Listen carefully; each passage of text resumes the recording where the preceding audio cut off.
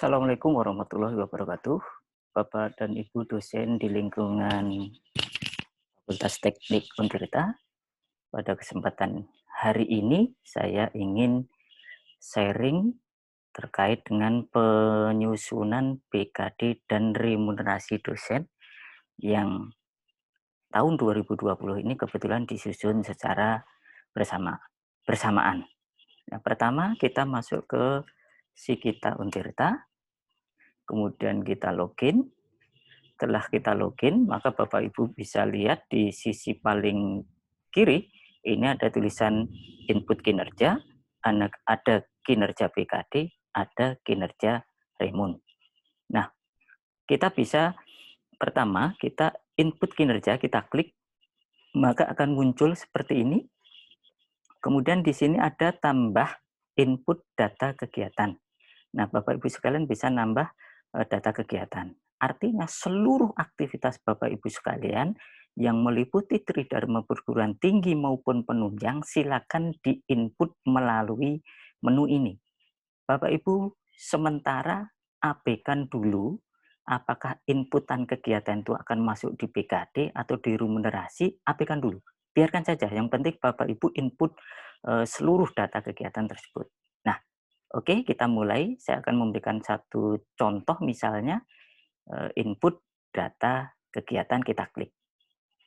Nah, kemudian di sini di dalam bidang kegiatan ini kita klik, maka akan banyak sekali pilihan itu. Apakah kegiatan yang akan kita input itu masuk di kategori tugas pokok fungsi, ataukah administrasi dan manajemen, pendidikan pengajaran, penelitian, dan lain sebagainya. Nah, kalau misalnya, saya ambil contoh misalnya kita input untuk pendidikan dan pengajaran, maka ini kita klik. Kemudian di dalam bidang kegiatan ini, itu memiliki jenis kegiatan yang beragam, maka ini kita klik di sini. Kita klik, saya misalnya ambil contoh di sini saja, mengajar pada program D3 atau S1. Atau apa jenis kegiatan, Bapak Ibu tinggal pilih menu yang ada di sini. Contoh kita ambil di sini. Kemudian setelah itu, kegiatan itu memiliki nilai berapa SKS bobot yang kita ajar. Misalnya di sini kita memiliki bobot 9 SKS. Berarti saya tulis misalnya 9 SKS. Satuannya tentunya ini SKS.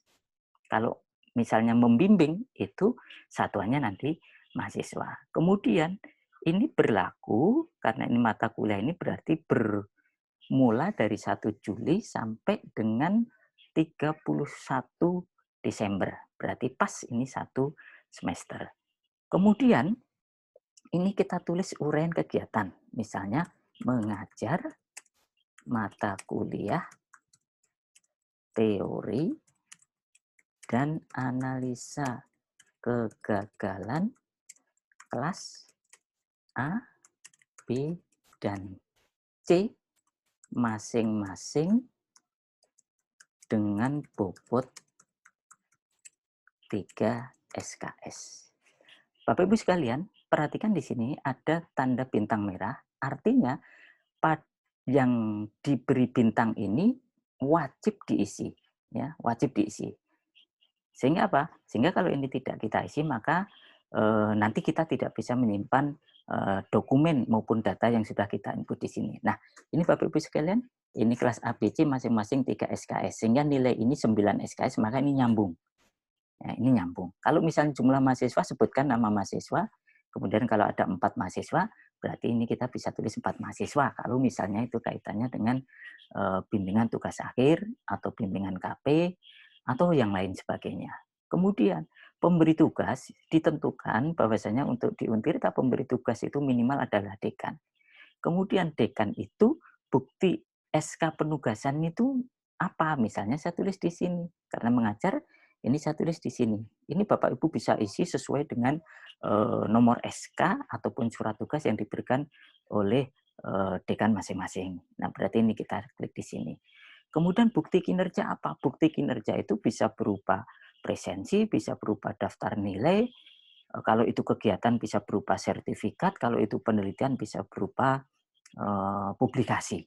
Nah, ini karena ini kegiatan pengajaran, maka ini misalnya kita bisa berikan bukti misalnya SK penugasan, ya, SK penugasan dekan. Ya, seperti ini. Oke, kemudian kalau sudah, maka kita bisa upload bukti kinerja. Nah, upload bukti kinerja apa? Nah, ini bisa saja kalau ini sudah kita tulis SK penugasan dekan, maka di sini kita upload penugasan dekan. Kalau misalnya di sini sudah kita tulis presensi, maka yang kita upload di sini adalah presensi. Kalau ini semuanya berarti ini silakan digabung menjadi satu dalam format PDF semuanya, kemudian silakan diinputkan di sini. Nah, ini kebetulan saya mengambil SK dekan, maka saya akan input SK dekan. Ini kita cari dulu SK dekan. Ini sesuai dengan nomor. Nah, ini. Nah, perhatikan Bapak Ibu sekalian bahwasanya untuk besarnya atau ukuran file sebaiknya kurang dari 1 MB. Meskipun di sini tertulis 5 maksimal 5 MB, bukan berarti Bapak Ibu sekalian bisa mengupload file yang ukurannya sampai 5 MB. Fakta yang terjadi, ukuran file yang lebih dari 1 MB maka tidak akan bisa tersimpan. Di sini pasti akan muncul warna merah. Demikian pula di bawah ini akan muncul warna merah kalau misalnya ukuran file itu melebihi 1 MB. Saran saya, ukurannya silakan diperkecil, silakan dikompres. Sehingga memiliki ukuran yang kurang dari 1 MB. Kemudian ini juga saya upload misalnya SK-nya. Ini kebetulan sama, ini sekedar contoh Bapak Ibu sekalian, jadi saya ambil yang gampang-gampang saja. Nah, ini saya upload, tersimpan. Kalau di sini warna hijau itu mengindikasikan dokumen ini nanti akan tersimpan di si kita. Tetapi kalau warna merah, dokumen yang kita upload tidak mungkin tersimpan di si kita. Nah, langkah berikutnya adalah ketika ukuran file itu melampaui 1 MB, saran saya silakan disimpan di Google Drive. Itu akan aman. Ya, caranya bagaimana? Caranya kita buka Google Drive kita ya. Coba perhatikan Bapak Ibu sekalian. Ini saya akan membuka Google Drive saya. Nah, ini Google Drive saya. Kemudian saya punya folder banyak dan kebetulan SK-SK itu saya simpan semuanya di folder SK dekan. Maka saya cari di sini. Nah, di sini ada tulisan SK dekan, saya klik. Nah, kemudian ini kumpulan SK-SK dekan sejak 2006 ini saya simpan di sini. Kemudian saya coba match-kan yang saya upload tadi dengan yang tersimpan di Google Drive sini. Tadi nomor 524, maka saya akan cari SK dekan yang nomor ini 524, ya saya ambil yang punya saya. Nah, ini saya klik.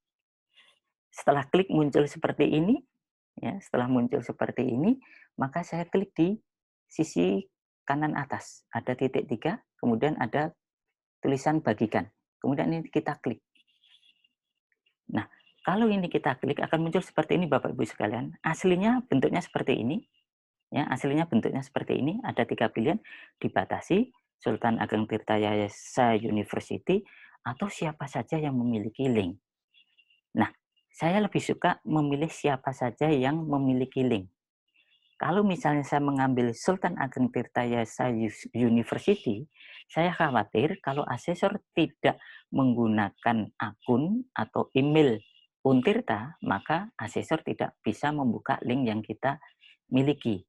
Sehingga saya milih ini, jadi ini saya klik, kemudian setelah saya klik, ini ada salin link, ini saya klik juga, kemudian ini saya tutup, kemudian saya kembali lagi ke si kita, maka link ini bisa kita letakkan di sini, kita paste, Ctrl V, maka muncul di sini. Nah, kalau sudah muncul seperti ini, tinggal kita klik di simpan. Oke, disimpan. Oke, kita coba kita lihat ini di BKD ya. Ini akan kita lihat, cek misalnya. Kita simpan. Nah, mana kira-kira tadi mengajar program D3S1. Nah, ini mengajar program D3 atau S1. Oke, Bapak Ibu sekalian. Nah, untuk memastikan apakah dokumen yang kita upload tadi tersimpan atau tidak, maka kita bisa klik yang gambar buku di sini yang ada di sisi paling kanan ini, paling kiri ini, Bapak Ibu sekalian silakan diklik. Ya, misalnya kita klik di sini, maka di sini akan muncul, ya, akan muncul berbagai macam ini uraiannya muncul, bukti penugasannya apa, bukti kinerjanya juga akan tercantum. Kemudian di berkas dokumen, dokumen pendukungnya ini juga akan muncul. Kalau misalnya bukti kinerja berarti daftar presensi, maka ini juga akan muncul. Link-linknya juga ini akan terlihat di sini. Oke, saya tutup. Nah, sekarang bagaimana cara kita untuk memindahkan data-data yang ada di kinerja BKD ke Rimun. Tetapi saran saya Bapak Ibu sekalian, pertama-tama Bapak Ibu harus memastikan dulu di BKD sini. Nah, di BKD di sini, poin Bapak Ibu minimal itu 12 dan maksimal 16. Ini terlalu banyak. Ya. Ini terlalu banyak sehingga ini harus kita pindahkan dokumen-dokumen itu ke remunerasi. Nah, satu hal yang perlu Bapak Ibu perhatikan di dalam pengisian BKD, poin antara pendidikan pengajaran dan penelitian pastikan minimal 9 SKS. Sedangkan untuk pengabdian dan penunjang pastikan minimal 3 SKS. Ya. Karena kalau kurang dari 9 dan kurang dari 3, maka ini nanti akan muncul tulisan SKS BKD belum terpenuhi. Ya, belum terpenuhi. Sehingga itu harus Bapak Ibu pastikan. Kalau misalnya di sini di BKD kita punya nilai berlebih, maka nilai tersebut atau kegiatan tersebut bisa kita pindahkan di kinerja remunerasi. Caranya bagaimana? Bapak Ibu sekalian perhatikan. Ya. Nah, misalnya saya akan pindahkan di sini ada mengajar pada program D3S1 ini mau kita pindahkan ke remunerasi. Di sini ada tulisan pindahkan ke kinerja remun. Maka ini kita klik. Setelah klik, maka Bapak Ibu hidupkan di sini. Remun ini nyalakan, sehingga warnanya biru. Kalau sudah, ini maka Bapak Ibu simpan. Kalau ini disimpan, kemudian kita tutup, maka ini hilang. Ya, di sini hilang. Sehingga kegiatan yang tadi kita pindahkan, kita klik di remun, maka dia akan pindah. Pindah di remun. Coba yang tadi 524 itu ada di mana? Pendidikan dan pengajaran. Nah, ada di sini Bapak Ibu sekalian, ini sudah pindah di sini. Ya. Kita cek apakah dokumennya masih lengkap. Nah, ini dokumennya masih lengkap. Bukti-buktinya masih lengkap. Kita close lagi. Nah, ya. Kemudian kalau misalnya kita pengen menyusun supaya tercapai di BKD 12 sampai 16 di Remun itu minimal di 31 sesuai dengan surat edaran dari WR1, maka ini kita bisa pindahkan kembali. Jadi ini kembalikan ke kinerja BKD. Caranya sama, ini kita klik, kemudian setelah klik ini kita hidupkan BKD, kemudian ini kita simpan. Kita tutup, maka ini hilang. Ya, ini hilang. Maka kegiatan yang tadi itu akan kembali ke kinerja BKD. Ya, akan kembali ke ini 524. Akan kembali ada di sini. Demikian Bapak Ibu sekalian, mudah-mudahan tutorial yang singkat ini dapat membantu Bapak dan Ibu sekalian untuk menyusun BKD maupun remunerasi dengan lebih cepat. Terima kasih.